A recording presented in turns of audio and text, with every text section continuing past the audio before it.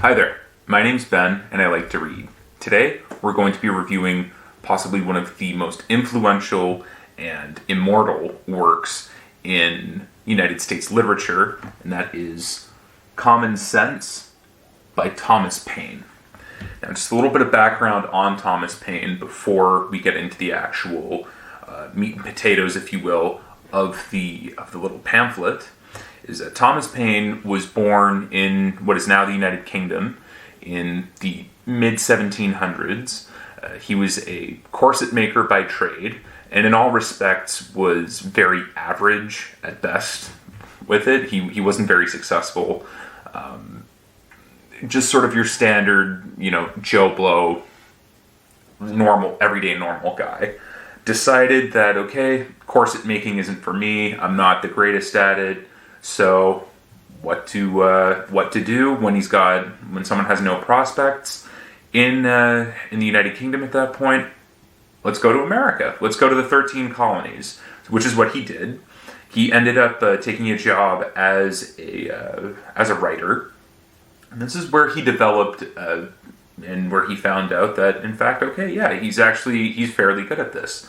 He made friends with many people within the revolutionary sphere, like Benjamin Franklin, Thomas Jefferson, and so on and so forth. And so, around the time of the Declaration of Independence, when the American Revolution was declared, he wrote this pamphlet called Common Sense. It's about 49 pages, and what an enduring piece of literature this is. Essentially, what Common Sense, the pamphlet, is, it's a polemic, which is a short form. Almost think of it as an 18th century blog post, except in long format, which essentially attacks the unfairness of the British colonial regime.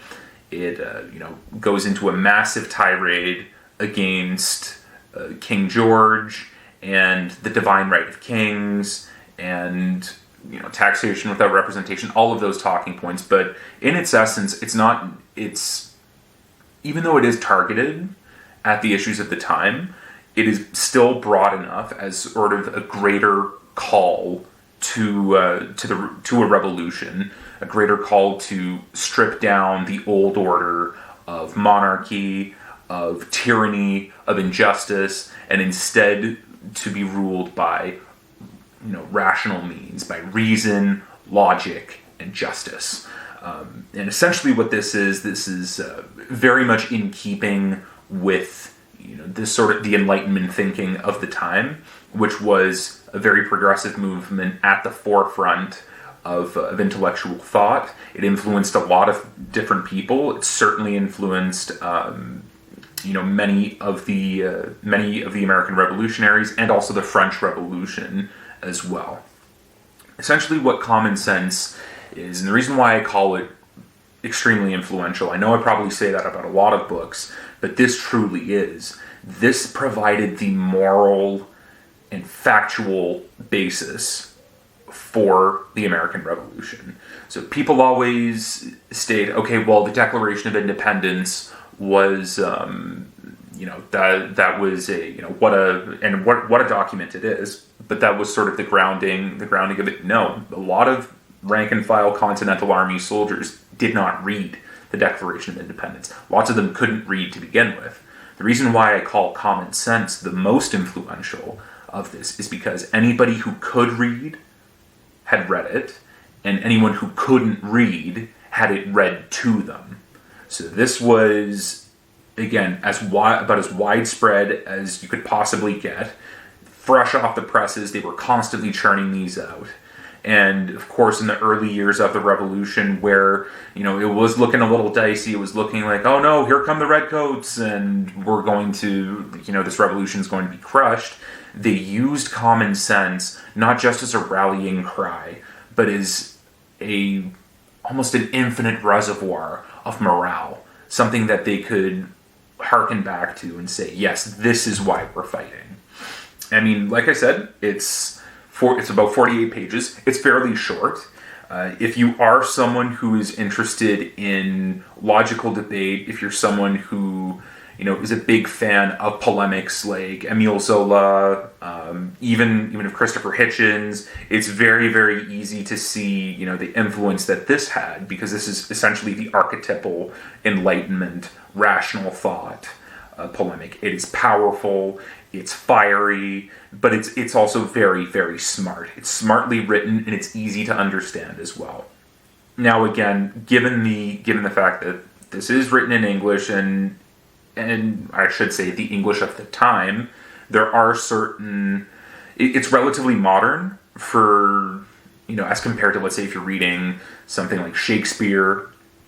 However, it is also there are some parts that you might have to read twice, to fully get the whole subtext in there. And I mean, like I said, this version that I have also has some of Thomas Paine's other works in there, such as like The Age of Reason and The Rights of Man. And again, I mean, we can cover those in separate episodes, because I mean, again, those two alone warrant episodes by themselves, especially when you get into the sort of intellectual, I wouldn't even call it sparring, intellectual battle between Thomas Paine and a British member of Parliament by the name of Edmund Burke, who is now considered to be the father of modern conservative thought, and he's a fantastically original thinker in his own right. But yeah, I would say that this is something that I'm surprised more people haven't heard of it. Of course, anyone who is, very involved in, I guess you could say, American political history would know about this. But I'm surprised that that Thomas Paine is kind of slept on in widespread society. I think maybe because people might think him too niche. But I mean, if Alexander Hamilton can have, through the musical at the very least, and his Federalist Papers can go through and transcend cultures and histories, I see absolutely no reason why common sense can't do the same. It's a very, very special pamphlet, and I can't even call it a pamphlet. It is a special writing that is as universal of a call to arms against tyranny and injustice as I have ever read. And I can say without conceit that has ever been written. I don't think that there will be another one that's written like this in quite some time, if ever, which is why it's so important for most people to read it, especially with, there are worries in the world that we are creeping more towards authoritarianism, that we are creeping more towards tyranny.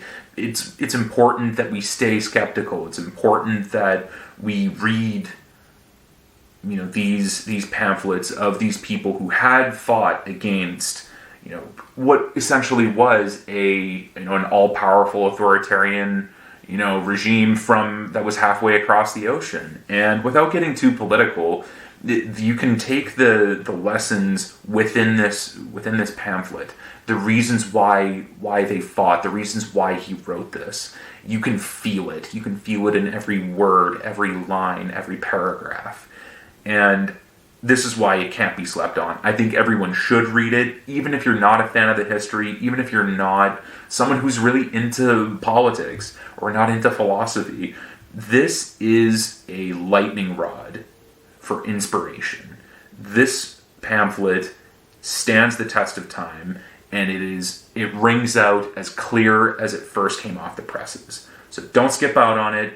Give it a read. If you've already read it, let me know what your thoughts were in the comments below, and if you haven't, pick it up, give it a read, and also let me know down in the comments below. Thank you so much for watching.